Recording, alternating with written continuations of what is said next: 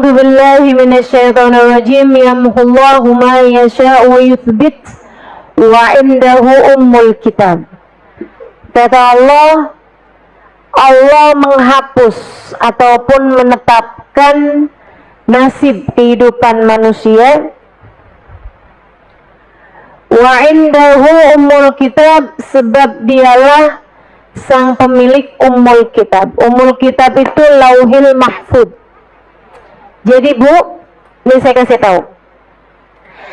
Kamu besok apa yang akan terjadi padamu, kamu nggak tahu.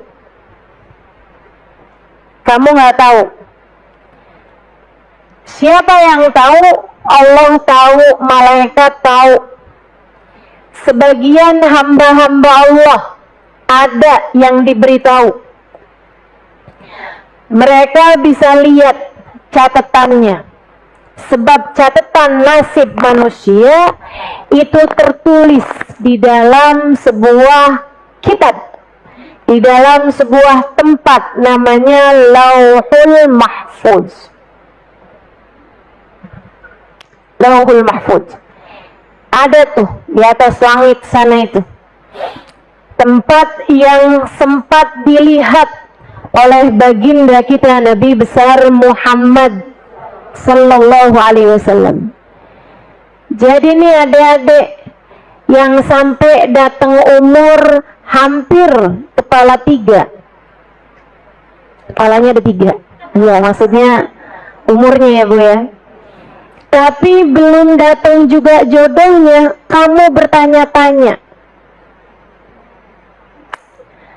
Kiranya apakah ada jodoh saya di dunia ini? Gak usah dijawab, ada katanya. Gak misal kamu bertanya-tanya.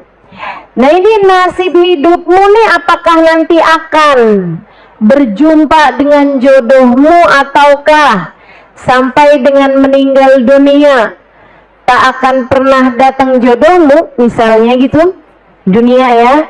Sebab kalau di akhirat sih saya ngarepin semuanya bernikah dah. Di akhirat semuanya saya harapkan berpasangan. Ini aminnya berbingung gitu. Diaminin apa enggak dia.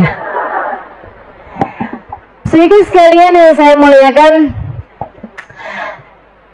Tapi di dunia ini kan kita nggak tahu gitu. Nah, kamu nggak tahu, tapi Allah tahu. Termasuk juga nih adik-adik yang mungkin menjanda berapa tahun. Akankah datang kembali jodoh saya? Akankah akhir kehidupan saya? Allah perkenankan saya untuk di bulan Ramadan berbuka dengan yang manis.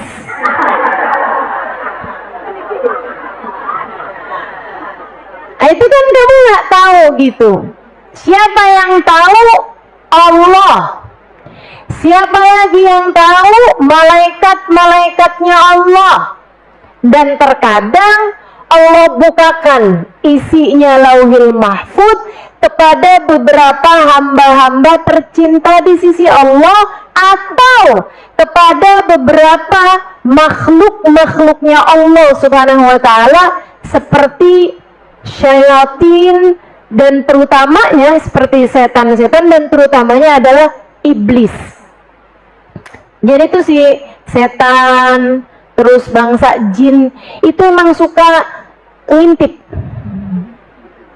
Berarti kalau ketemu orang suka ngintip, mirip ama, suka ngintip.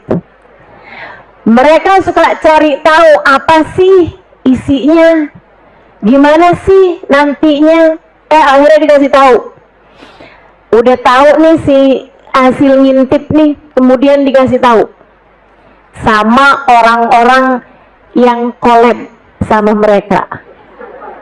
Ada tuh kan yang suka collab sama bangsa jin, suka collab sama setan, terus nanti orang dateng kiranya presiden yang akan terpilih 2029,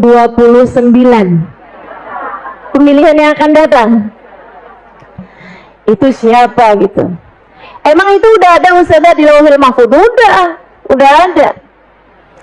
Yang terpilih 2024 itu udah ada sampai akhir kehidupan Indonesia nih, kayak gimana nanti ke depannya. Nah, itu semuanya udah ada, catatan nasibnya Indonesia tuh udah ada, teman-teman, udah ada.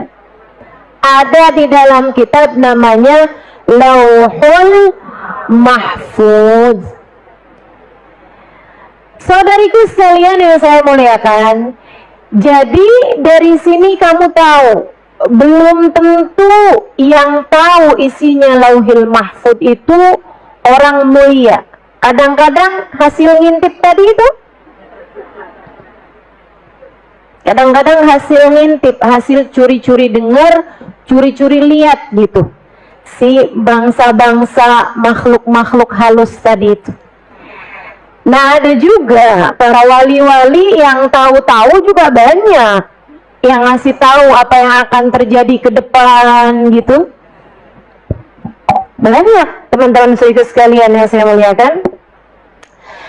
Tapi kalaupun, nih saya mau kasih tahu perkara penting. Kalaupun sampai ada orang mulia sekalipun, apalagi orang-orang nggak mulia ya, ini orang mulia, kamu tahu ibadahnya, kamu tahu kesolehannya, kamu tahu kebaikan-kebaikannya, manusia nih, seorang manusia soleh, seorang entah laki-laki entah perempuan, orang soleh memberitahu kepadamu tentang nasibmu ke depan, itu adalah apa yang dia lihat di Lauhil Mahfuz atau apa yang diperlihatkan di Lauhil Mahfuz. Benar berarti Ustazah? Benar. Tapi Lauhil Mahfuz adalah makhluk, dan semua makhluk bisa menerima perubahan. Ingat, Lauhil Mahfuz adalah makhluk, dan semua makhluk itu bisa menerima perubahan dan pergantian. Karenanya, kalau ada seseorang yang meramalmu, memberitahumu tentang masa depanmu, jika bahkan orang itu adalah orang soleh sekalipun, jika bahkan orang itu adalah seorang wali sekalipun, saudariku sekalian, apa yang ada di Lauhil Mahfuz dapat berubah, dapat berganti. Ini penting buat saya sampaikan. Kenapa gitu? Agar apabila ada kabar-kabar gembira yang disampaikan sama mereka, cukup sebagai kabar gembira saja, jangan sampai jadi sesuatu yang dapat memperdaya dirimu. Misal ibarat kata nih, ada seorang wali bilang, kamu adalah ahli surga.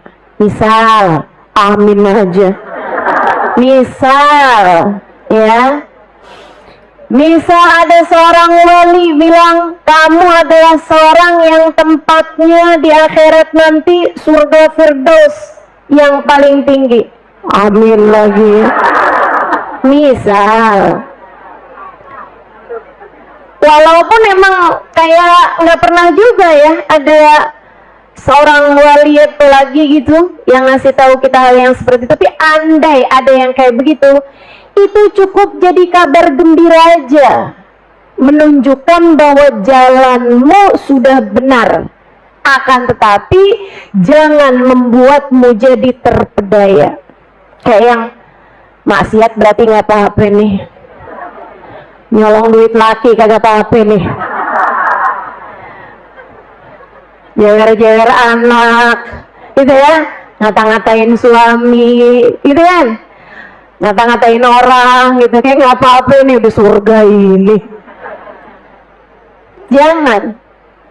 Jangan pernah terpedaya, sebab seperti apapun apapun, ya, kayak apapun yang disampaikan sama orang soleh sekalipun, yang paling mentok yang dia bisa lihat adalah Lauhul Mahfud. Dan Lauhul Mahfud, sekali lagi saya ingatkan, meskipun ia adalah kitab berisi nasib kehidupan, tapi ia adalah makhluk, dan makhluk seperti apapun tinggi nilainya tetap aja dapat menerima perubahan sesuai dengan firman Allah yang tadi telah saya sampaikan. A'udzubillahi minasyaitonirrajim. Yamhullahu ma yasha'u wa yuthbit wa indahu ummul kitab. Allah dapat menghapus ataupun dapat menetapkan apa yang telah tertulis di Lauhul Mahfud. Allah bisa menetapkan ataupun menghapuskan apa yang telah tertulis di Lauhul Mahfud. Makanya saya pernah diceritakan guru saya, salah satu kiai di Jawa Tengah sih.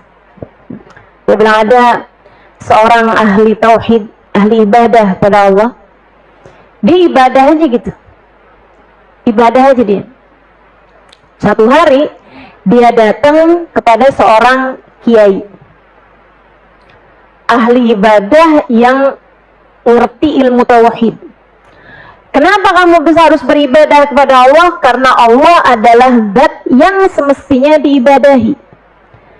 Jadi dia bukan karena ngarep surga, bukan karena ngarep neraka, nggak ada apa-apa. Urusannya saya hamba, saya ibadah sama Allah, udah gitu aja. Ibadah aja gitu. Satu hari dia lagi bertemu dengan seorang kiai, seorang ulama. Ulamanya ini mukasyif.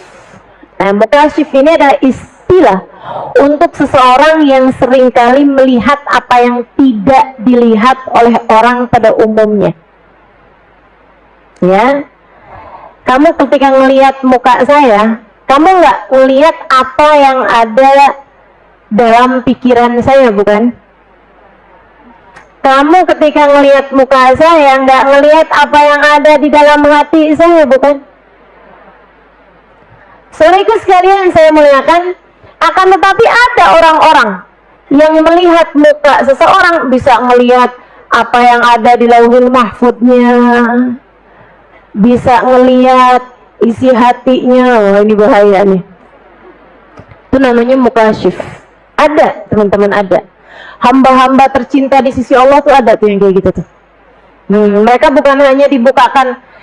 Nah, kalau yang ini nih, ini teman-teman saya sekalian enggak dikasih kecuali kepada orang-orang yang dicintai sama Allah. Kebanyakan dicintai sama Allah.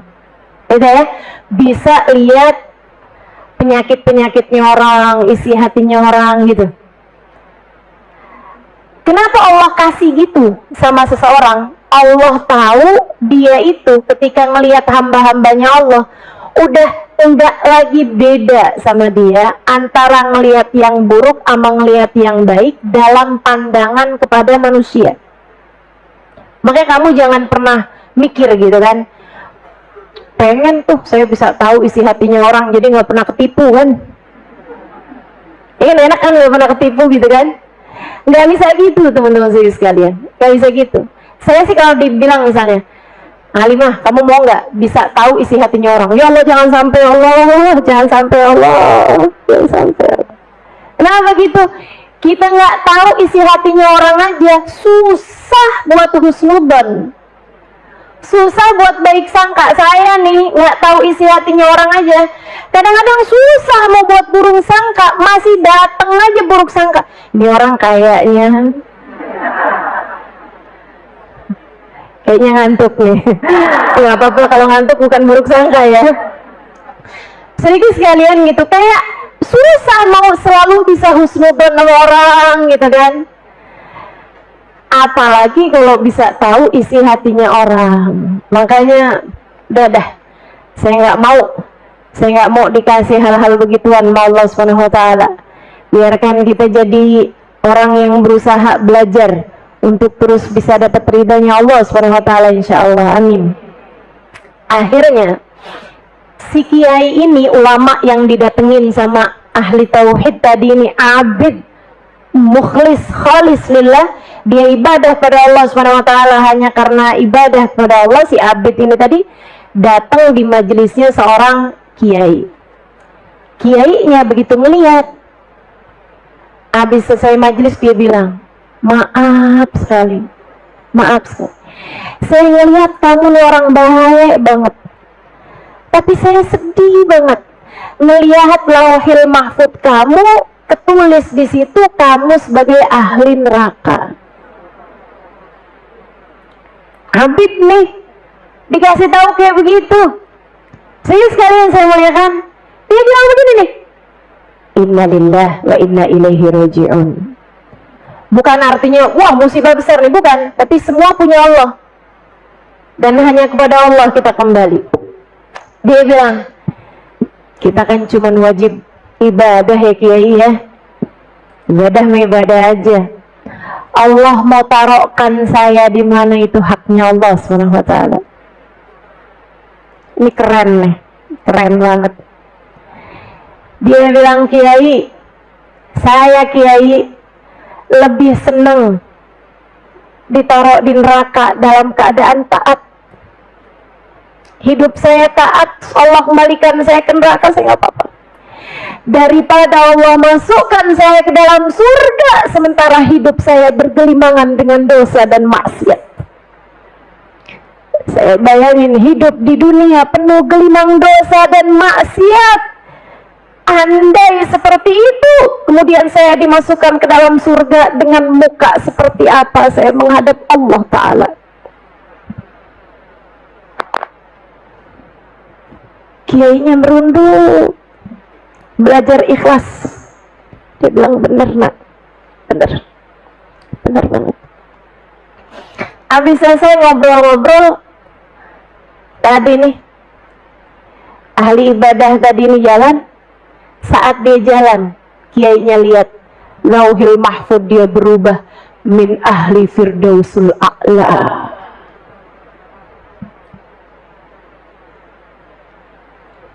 Isi lauhil mahfud biarkan tetap jadi rahasia. Rahasia Allah Subhanahu wa ta'ala. Nggak usah sok-sokan pengen tahu saya ntar ahli surga apa ahli neraka ya. Udah nggak usah sok-sokan pengen tahu, biarin aja. Tugas kita ibadah kepada Allah, tugas kita cinta sama Allah, tugas kita mendekat sama Allah, tugas kita taat sama Allah, tugas kita hormat sama Allah, tugas kita syukur sama Allah. Itu tugas kita. Dan saya yakin ketika seseorang menjalankan tugasnya, Allah pasti akan juga melaksanakan apa yang menjadi Rahman Rahimnya Allah Subhanahu wa ta'ala. Jadi sekalian, kamu kalau cinta Allah pasti bakalan cinta. Dan kalau udah Allah cinta, Allah tahu apa yang harus dia lakukan kepada hamba-hambanya yang dia cinta. Teman-teman sekalian yang saya muliakan, ya sekali lagi, isinya lauhil mahfud itu adalah buku catatan kehidupanmu yang seharusnya enggak bikin kamu kepikiran dengan sangat melebihi kepikiran kamu terhadap ketaatan yang harus kamu lakukan. Kita jalanin tugas aja. Biarkan Allah melaksanakan apa yang telah Ia tuliskan sebagai nasib kehidupan kita dengan penuh rahman rahim kepada kita sekalian. Dah gitu aja, gitu kan? Sebab isinya lauhil mahfud seperti mana yang tadi saya sampaikan dapat berubah-ubah, sebab lauhil mahfud itu adalah makhluk. Jadi kamu gak usah pikiran gimana ya kalau ternyata tertulis di nasibnya begini, gimana ya kalau ternyata tertulis di nasib saya begitu, gimana ya. Nggak usah. Tugasmu aja nih kamu pikirin. Nggak usah pusing-pusing. Nanti 5 tahun yang akan datang siapa ya presiden yang akan terpilih? Nah, ngapain? Kamu pusingin dari sekarang. Dan nggak usah yang terjadi kemarin aja kita nggak usah pusingin tuh nggak?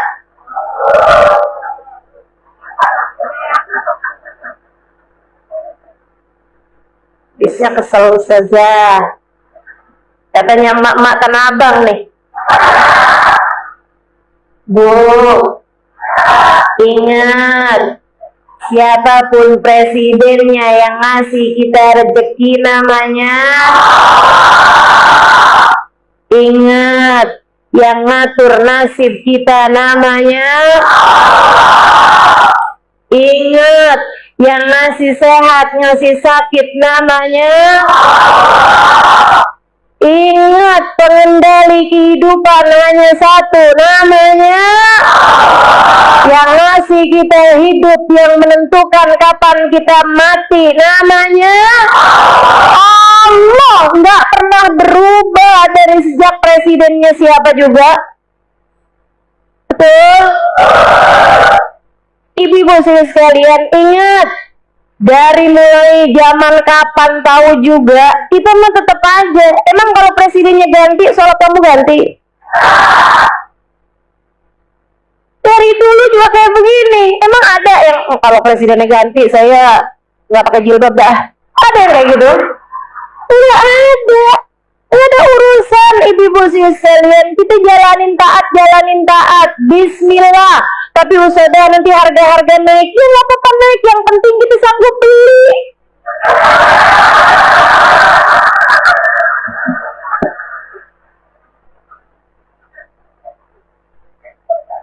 Sudah, enak gak saya mikirnya? Enak.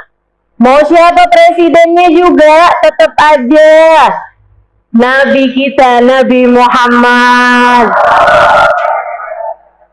Jadi kalau buat saya sih ngetanyain presidennya siapa? Nabi Muhammad. Enak dah. Gitu ya. Kita mau ikutnya sama Nabi Muhammad aja dah. Dunia akhirat, ya kan ya? Nah, udah gak terlalu banyak ngaruh kok. Bismillah, kita terus doakan.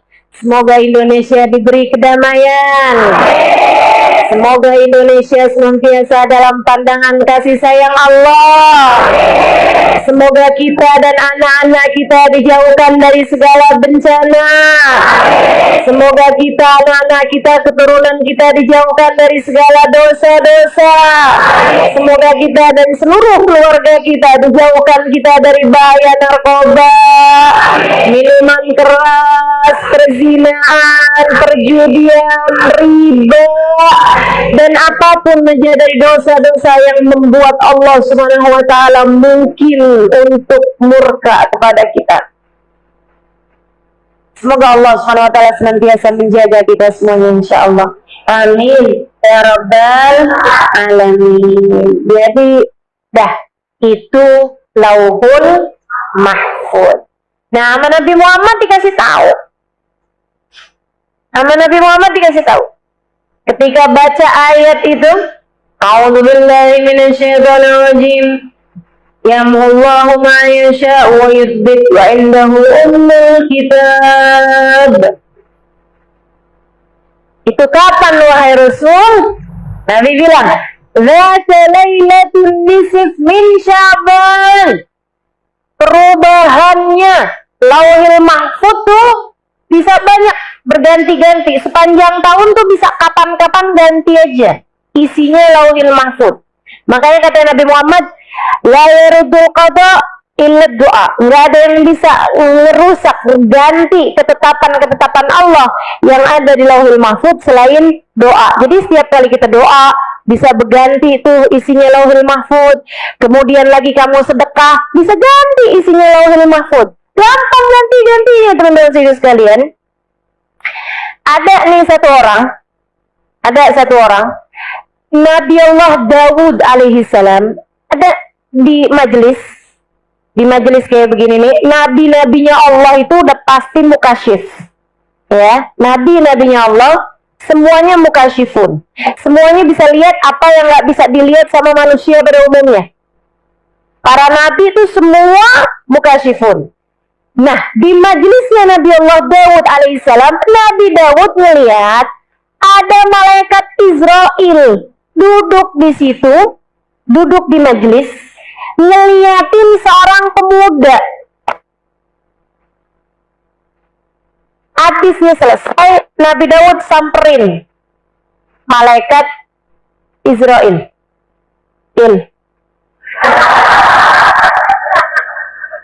Bis bingung manggilnya, coba apa coba? Malai. Nggak enak banget ya.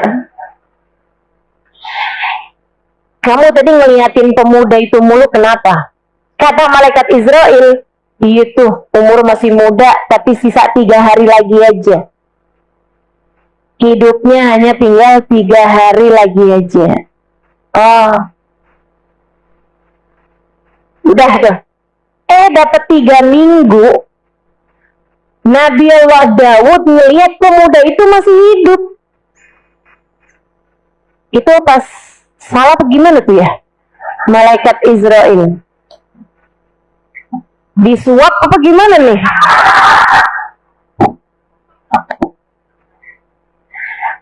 Akhirnya ditanya sama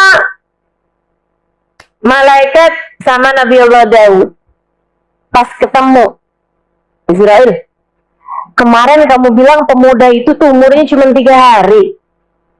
Kok saya ketemu lagi 3 minggu dia masih hidup? Apa salah apa gimana nih?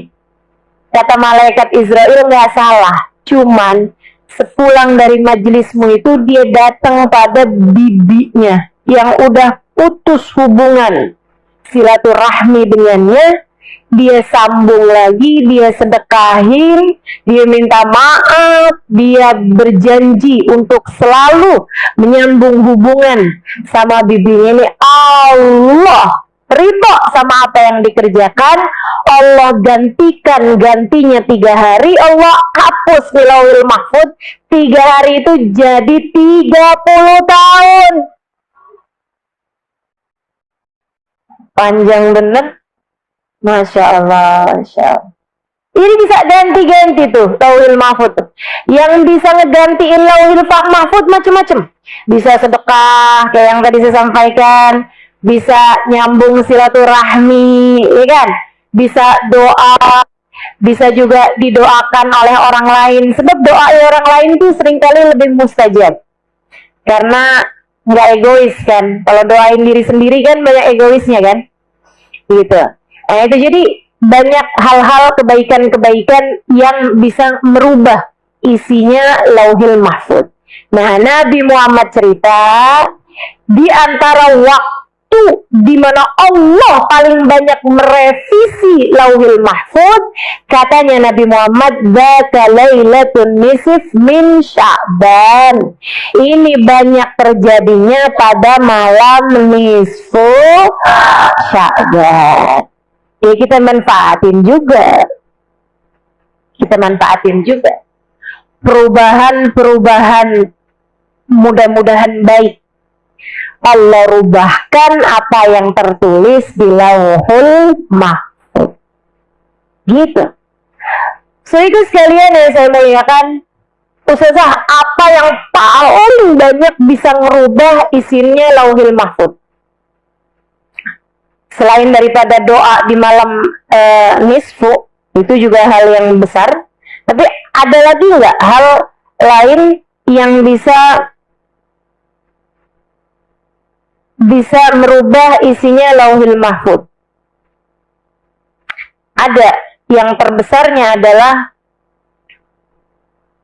syafaat berkah dari orang-orang mulia di sisi Allah. Ini nih, keren-keren. Para wali-walinya Allah SWT. Maka itu sebabnya kenapa kita perlu cinta kepada hamba-hamba tercinta di sisi Allah SWT. Saya mau ceritakan satu kisah tentang Sayyidina Syekh Abu Bakar Ibn Salim alaihi ridwanallah. Sedikit sekalian saya melihatkan, ada satu anak muda, dia datang ke banyak guru. Tiap kali datang kayak mau mondok pesantren, mau berguru gitu. Guru yang didatengin ngeliatin dia, "Duh, minta maaf nak, saya pesantrennya udah penuh, udah nggak bisa nerima santri lagi." Baik guru, pergi lagi.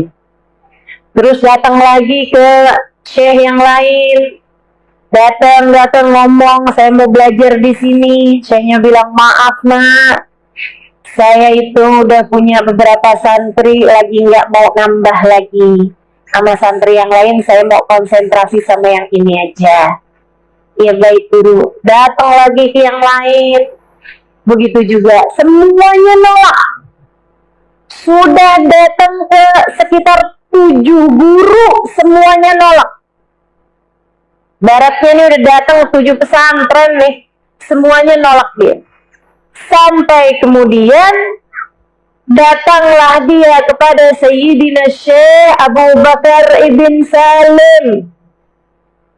Katanya Syekh Abu Bakar bin Salim, begitu datang ketemu sama Syekh Abu Bakar bin Salim, Syekh Abu Bakar bin Salim langsung bilang gini, "Gimana nak, kamu sudah ditolak sama berapa guru sebelum saya?" Dia bilang, "Iya Syekh, saya udah ditolak sama Syekh ini, Syekh ini, Syekh ini." "Kamu tahu kenapa mereka menolak kamu?" Dia bilang, "Nggak tahu Syekh, katanya sih pondoknya udah tutup, ada yang kasih tahu gitu." Kata Syekh Abu Bakar bin Salim, "Nggak begitu nak. Mereka menolakmu karena di dahimu tertulis syaqi, orang yang celaka. Atau tepatnya calon ahli neraka." Kata Syekh Abu Bakar bin Salim, "Dan tadi malam sebelum kedatanganmu hari ini kepadaku, aku berdoa memohon kepada Allah Subhanahu wa Ta'ala agar mengganti syaqi yang ada pada dirimu dengan Sa'id, calon orang yang beruntung, calon penghuni surga Allah. Dan Allah mengijabahnya. Maka ahlan wa sahlan kepadamu nak, silahkan bergabung dan belajarlah bersamaku di sini."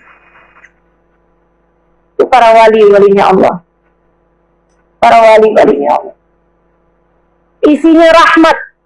Sebab mereka pengganti baginda Nabi besar Muhammad. Yang mana baginda Nabi besar Muhammad, Allah mengatakan tentangnya, "A'udzubillahi minasyaitonirrajim. Wa ma arsalnaka illa rahmatan lil alamin." Tidaklah kami utus engkau wahai Nabi Muhammad melainkan sebagai bentuk kasih sayang kami di atas muka bumi ini. Gitu kata Allah buat Nabi Muhammad, kami utus engkau sebagai kasih sayang kami ke atas muka bumi. Maka Nabi kerjaannya terus saja doain orang dapat hidayah, doain orang dapat hidayah, doain orang dapat hidayah, terus kayak begitu. Walaupun disakitin, walaupun berdarah-darah kakinya, walaupun tanggal giginya, walaupun robek dahinya, walaupun apa yang terjadi, Nabi Muhammad doanya, "Allahumma hdi qaumi fa innahum la ya'lamun." Kasih hidayah aja semuanya ya Allah, sayangi aja semuanya ya Allah, ampuni aja semuanya ya Allah, rahmati aja semuanya ya Allah. Itu Nabi Muhammad. Para wali-wali itu jadi kayak begitu juga. Mereka adalah ahli-ahlillah. Mereka adalah penerus-penerus rahmat Allah SWT di atas muka bumi. Jadi kalau kamu ketemu sama orang, terus orangnya itu ngasih tahu kamu hal-hal yang bikin kamu takut, udah nggak usah ikut. Nggak usah ikut. Kalau kamu belajar sama orang, orangnya terus bilang, "Kamu kalau nggak datang 3 kali ke majelis saya, kamu bakalan celaka." Udah nggak usah hadir sekalian. Karena nggak gitu. Saya banyak berjumpa dengan para kekasih Allah Subhanahu wa Ta'ala, teman-teman sekalian, dan isi dari lisan-lisan mereka adalah kasih sayang. Isi lisan-lisan mereka adalah kasih sayang. apalagi kalau itu adalah hal yang dilarang dalam Islam. Misalnya ada seorang ustadz manggil santri perempuannya berdua-duaan, suruh buka jilbab depan dia, suruh buka aurat depan dia. Kalau kamu nggak nurut sama saya, kamu bakalan ilmunya nggak manfaat. Nggak apa-apa, nggak manfaat ilmunya dia, nggak apa-apa. Kenapa gitu? Di atas syariat agama Allah nggak ada ajaran apapun. Ajaran agama Allah di atas segalanya, teman-teman sekalian. Ada orang ngomongnya nakut-nakutin, celaka lah kalau nggak ini, kalau kamu nggak ngasih saya 10 juta, nanti kamu akan keluar dari sini kecelakaan. Jangan kasih sekalian, jangan kasih. Tapi kamu juga jangan takut, jangan takut. Kenapa gitu teman-teman sekalian? Sebab orang tercinta di sisi Allah tuh nggak gitu, nggak nakutin. Percaya saya. Kamu kalau ada yang ramal hal-hal yang buruk-buruk sama kamu, jangan percaya. Jangan percaya. Kalau kamu masih takut juga, sedekah. Sedekah bisa ngangkat segala bala. Udah gitu aja. Sedekah kan emang gak pernah salah juga. Betul gak? Jadi saya sekalian, nah itu tuh. Apa yang ada di dalam kitab Lauhul Mahfuz. Nah nanti nih, malam nisfu banyak sekali Allah ubah catatan-catatan nasib umat manusia. Karenanya apa nih yang bisa saya lakukan Ustazah di malam nisfu Sya'ban? Hal-hal yang dapat mengubah nasib. Apa tuh? Sedekah. Apa tuh? Istighfar. Apa tuh? Doa. Nah itu udah pasti ngerubah apa yang ada di dalam Lauhul Mahfuz, merubah nasib kehidupan umat manusia yang Allah Subhanahu wa taala mengatakan tentang hal tersebut.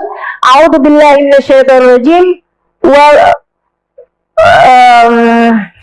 Gimana? Allah tidak akan mengubah nasib suatu kaum. Innallaha la yughayyiru ma biqaumin hatta yughayyiru ma bi anfusihim. Sungguhnya Allah tidak akan mengubah nasib satu kaum sampai kaum itu sendiri yang mengubah nasibnya. Artinya, dengan kamu bersedekah, kamu sedang usaha untuk mengubah nasib.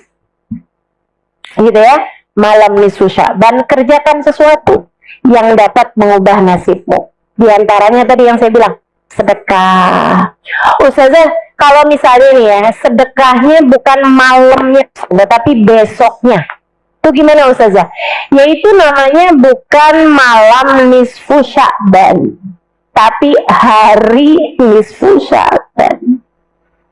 Dan maksudnya yang mulia di nisfu Sya'ban adalah malamnya, bukan siangnya. Jadi silahkan kerjakan sedekahnya pada malamnya. Sekarang kan udah gampang nih, enak, sedekah bisa di tangan ya kan? Nih bisa transfer lewat handphone gitu kan. Ama di Indonesia nih, saya ingat Hubaba Maryam, guru saya almarhumah Hubaba Maryam Al-Haddar, sudah wafat beberapa tahun lalu ya. Beliau tuh pernah bilang, enak nih Alimah, kamu nih tinggal di Indonesia nih nak, kamu mesti bersyukur nak, alhamdulillah. Kenapa emang Hubaba? Banyak orang miskinnya.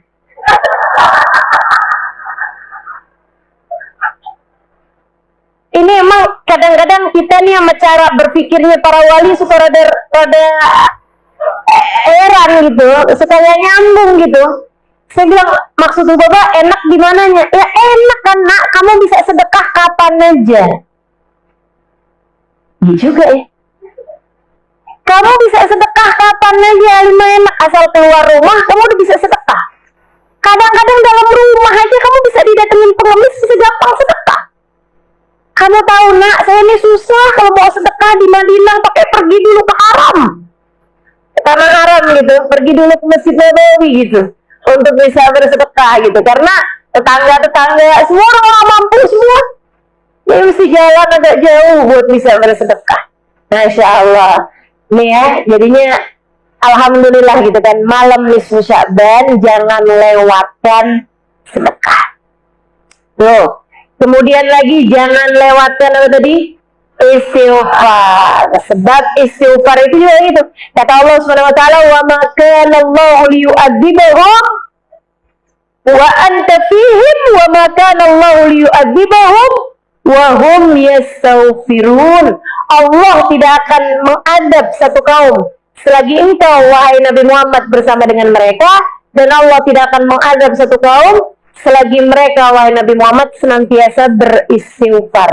Nah, itu ngangkat balak-balak istighfar. Dibanyakin istighfar. Malam nisfu ama yang ketiganya perbanyak doa. Jadi sekalian, nah untuk doanya diajarin sama para ulama-ulama kita. Wallahu a'lam, ada yang mengatakan marfu'an anin Nabi sallallahu alaihi wasallam. Ada yang mengatakan ini juga marfu'an tuh ya, kayak nyampe gitu sanadnya ke Nabi Muhammad. Ada juga yang mengatakan nggak nyampe ke Nabi Muhammad, akan tetapi ini amalan dari para sahabat. Ada yang mengatakan amalan dari para tabi'in, ada yang mengatakan amalan dari para ulama. Ala kulli hal, mau itu amalannya sahabat, mau itu amalannya tabi'in, apalagi jika itu amalannya Nabi Muhammad, saya tidak berniat untuk meninggalkannya. Saya akan mengerjakannya. Kenapa? Semuanya sama-sama perlu buat ditiru. Jika itu amalannya ulama, ya kita perlu niru dong ulama. Jika itu amalannya sahabat, ya kita perlu dong niru sahabat. Apalagi jika itu adalah apa yang diajarkan oleh Nabi Muhammad. Anda ini nggak diajarin sama Nabi, nggak diajarin sama sahabat, nggak diajarin sama tabiin, tapi diajarin sama guru saya.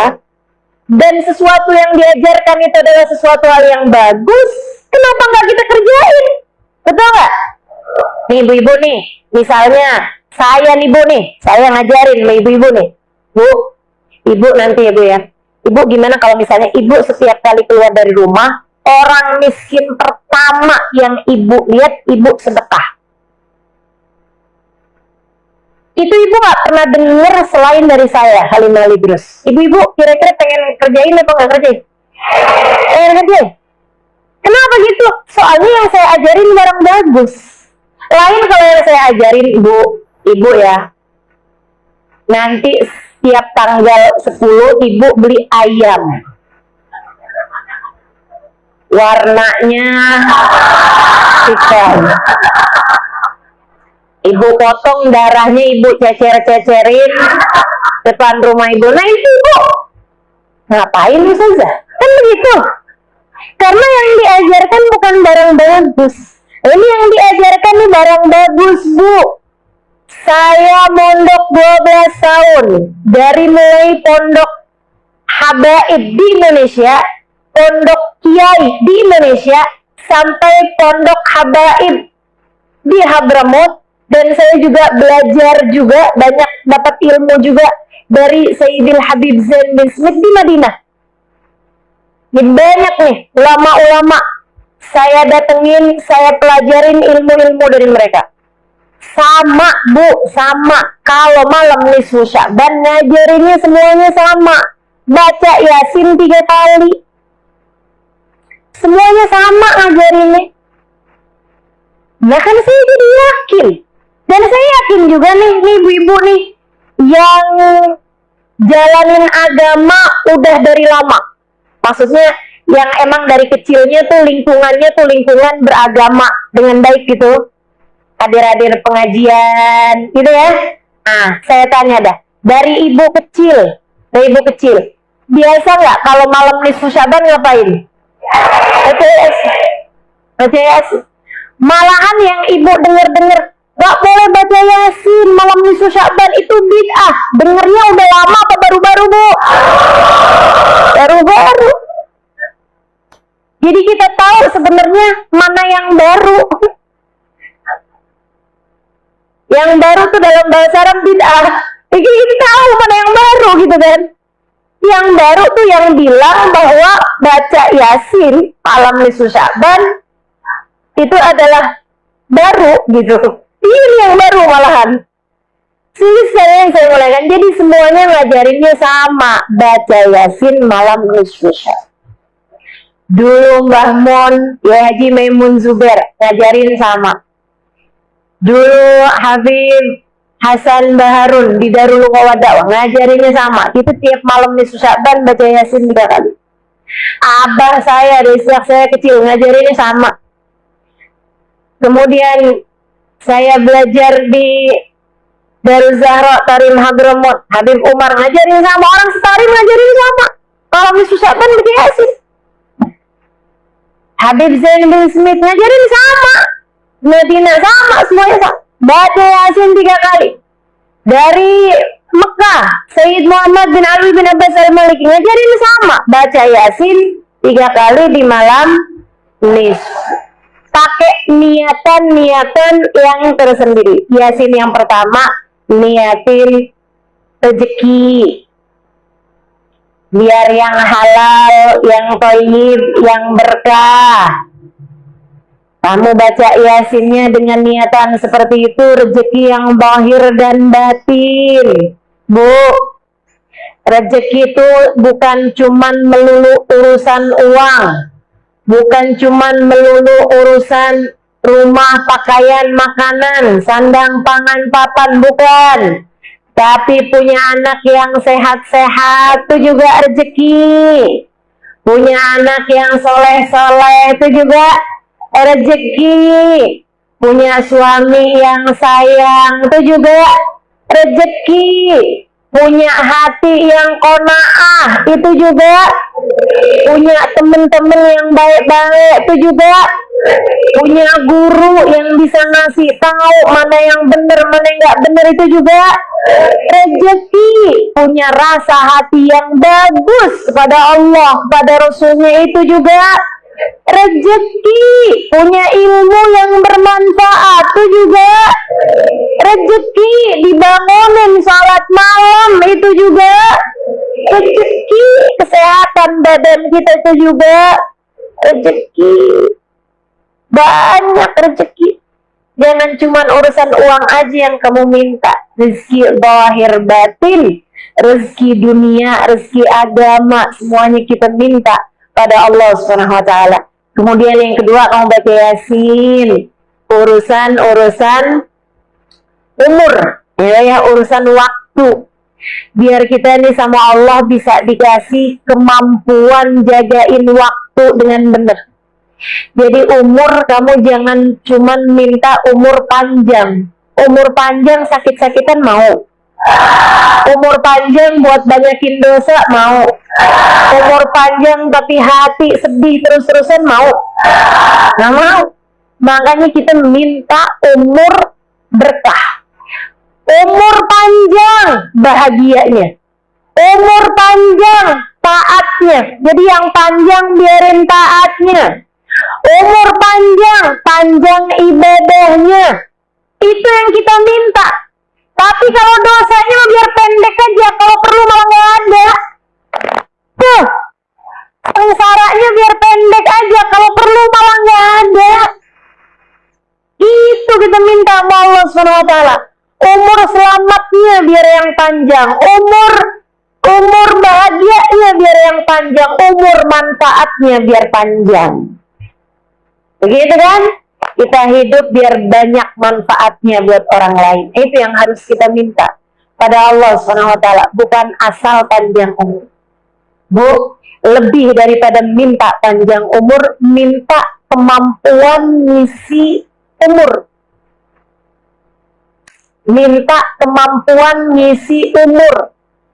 Karena beda banget cara kita ngisi umur sama cara para wali-wali Allah ngisi umur. Beda banget. Saya kalau ngelihat guru saya, Hubabah Nur, Ummu Salim bin Hafid, itu beliau ibu-ibu saya sekalian, ngisi umurnya pintar banget. Hidupnya mabel ta'ah ila ta'ah, dari taat ke taat, dari ibadah ke ibadah, dari ilmu ke ibadah, ke hikmah, ke dakwah, terus gitu aja. Itu Bu beliau Satu hari saya bilang sama beliau, Bapak saya udah kasih tahu kok itu. Ada satu hal gitu, terus beliau bilang, kamu gak kasih tahu sih Halimah, ada jauh-jauh hari. Saya bilang, saya udah kasih tahu Bapak. Saya kirimin WhatsApp. Katanya Bapak, nah saya nggak keburu. Halimah saya nggak keburu buat buka WhatsApp. Saya dalam hari-hari kemarin ini garuk kepala aja nggak keburu. Ibarat katanya gitu, garuk kepala saya aja nggak keburu. Dan saya ngerti kalau beliau lagi ngomong kayak gitu tuh saya paham banget situasinya. Saya ngerti banget tuh situasi. Sehingga nggak buat beliau nggak keburuan tuh buat ngeliatin WhatsApp, apalagi ngebuka scroll TikTok. Ya Allah, coba tuh betapa gabutnya kamu punya kehidupan, betapa enggak pentingnya kita menjalankan hari-hari ini yang kita kerjain. Bapak Nur itu tamunya kadang-kadang nyiapin sarapan buat 200 orang. Nih Ustazah Nabila nih tahu persis. Beliau tinggal bersama dengan Hababah untuk waktu yang cukup lama. Itu ngurusin tamunya yang datang ratusan jumlahnya teman-teman sekalian. Ratusan. Beliau sendiri yang ke dapur. Suami saya mau datang tamu 10. Saya udah sibuk dari seminggu sebelumnya. Segitunya bukan masak, GoFood.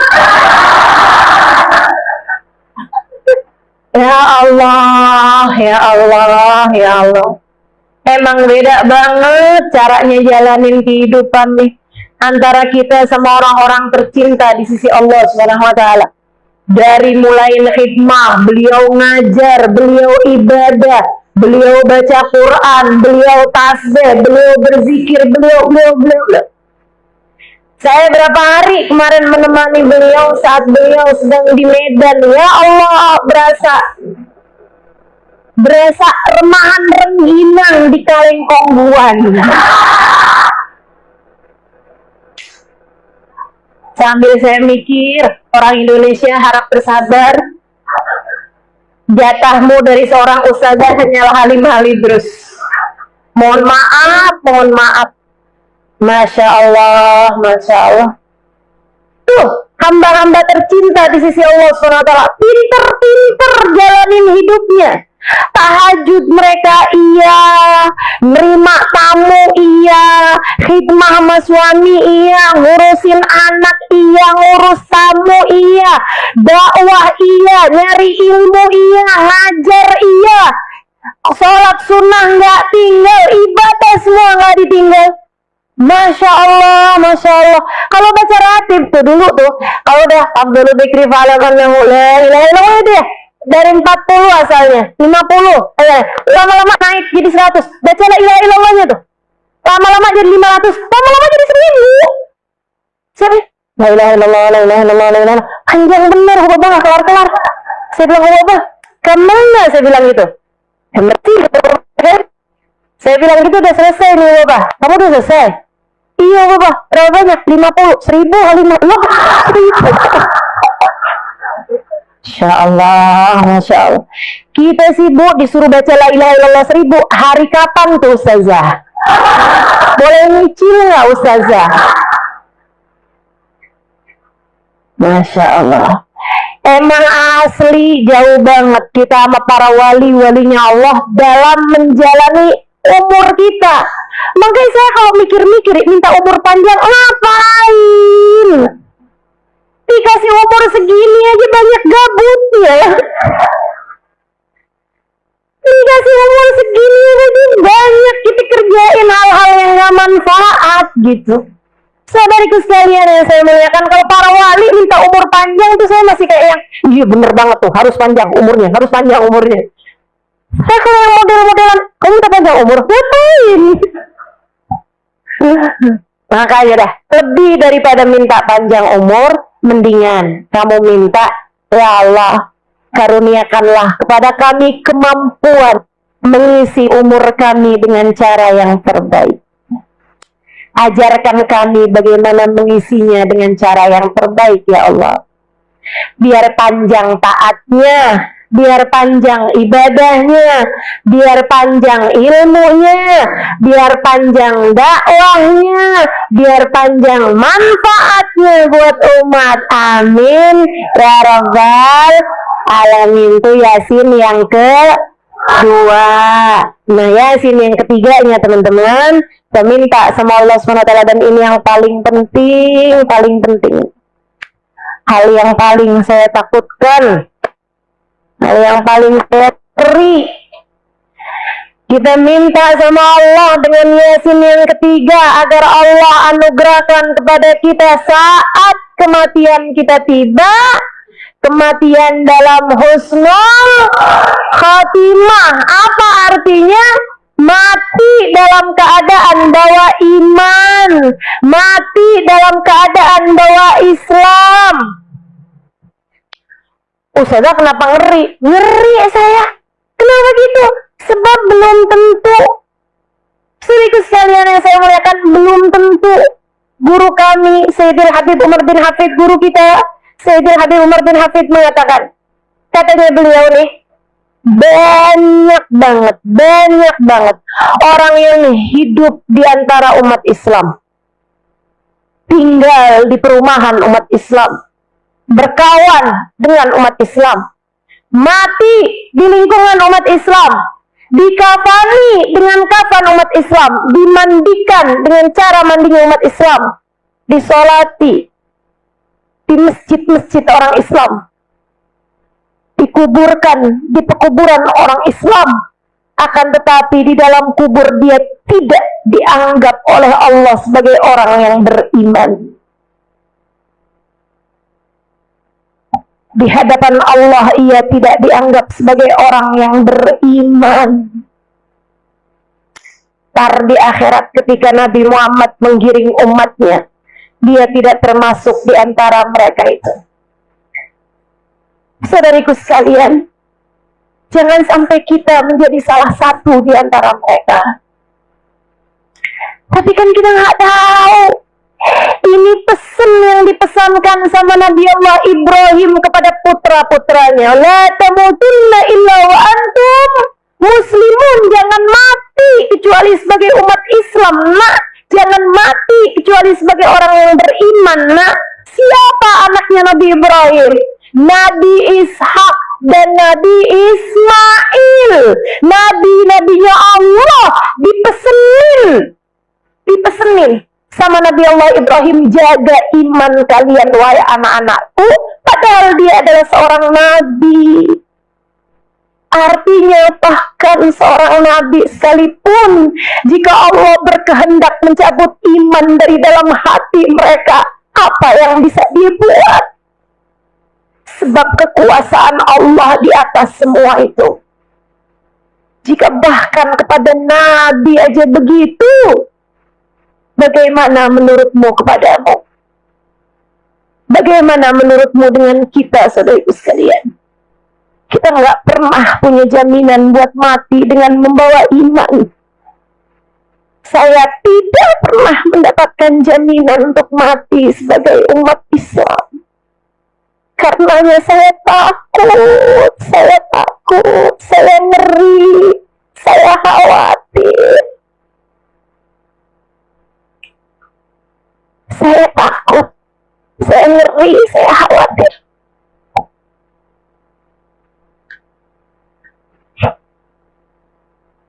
Nabi Allah Zakaria alaihissalam, nabinya Allah, dikejar kaumnya sembunyi dalam pohon, dalam sebuah hutan. Iblis ngasih tahu sama orang yang ngejar dari umatnya, tuh Zakaria sembunyi dalam situ. Umatnya bawa gergaji dari atas sampai ke bawah. Ketika nyampe gergaji tersebut di atas kepalanya, Nabi Allah Zakaria teriak, "Ah! Sakit dong!" Gergajiin tengkoraknya. Nabi Zakaria teriak. Allah berkata, "Wahai Zakaria, kenapa kamu berteriak seperti itu? Apakah karena kamu tidak terima dengan takdirku?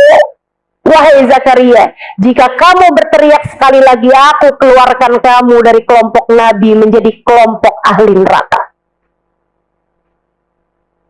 Allah kalau punya mau, apa yang Allah bisa kerjakan, kerjakan. Ini Nabi, teman-teman sekalian, ini Nabi. Bagaimana dengan kita gitu? Yang dosa iya, maksiat iya, berbuat salah iya, sangat mungkin banget. Dan kalau Allah mau kamu mati nggak bawa iman, kamu bisa apa? Kamu bisa apa? Kalau Allah ngerasa nih orang nggak pantas nih berjumpa denganku, ada iman di hatinya, sebab sepanjang hidupnya dia ruwet mulu urusan rezeki, nggak percaya bahwa aku adalah pemberi rezeki satu-satunya. Dia nggak beriman kepada aku cabut iman di saat akhir kehidupannya. Mau bilang apa? Mau bilang apa? Ini udah ngerti ilmunya tapi tetap aja berbuat maksiat bolak-balik kepadaku, meremehkan penglihatanku. Aku cabut iman dari dalam hati. Mau bilang apa? Maka ya satu-satunya hal yang bisa kita lakukan adalah bersimpuh di pintunya, kemudian memohon, ya Allah biha, ya Allah biha, ya Allah husnul khatim. Ya Allah, apabila datang ajal menjemput kami mohon husnul khatimah ya Allah, husnul khatimah ya Allah. Hal tertinggi yang bisa kita lakukan agar Allah SWT mematikan kita dalam husnul khatimah, menetapkan iman Islam dalam hati kita adalah berdoa, meminta, ya muqallibal qulub, tsabbit qalbi ala dinik. Wahai zat yang membolak-balikan hati, tetapkan hatiku berada dalam keimanan kepadamu. Rabbana la tuzigh qulubana ba'da idh hadaitana wa hab lana min ladunka rahmatan innaka antal wahhab. Ya Allah, jangan pernah kau cabut hidayah iman yang telah kau anugerahkan kepadaku. Karuniakanlah kepadaku rahmatmu, sesungguhnya engkau adalah zat yang maha pemberi. Kasihani saya ya Allah, kasihani kami ya Allah. Kami nggak punya apa-apa ya Allah selain rahmatmu yang kami harap. Kami telah kau hidupkan sebagai umat Islam. Jangan pernah kau cabut hidayah iman yang telah kau anugerahkan dalam diri kami ya Allah.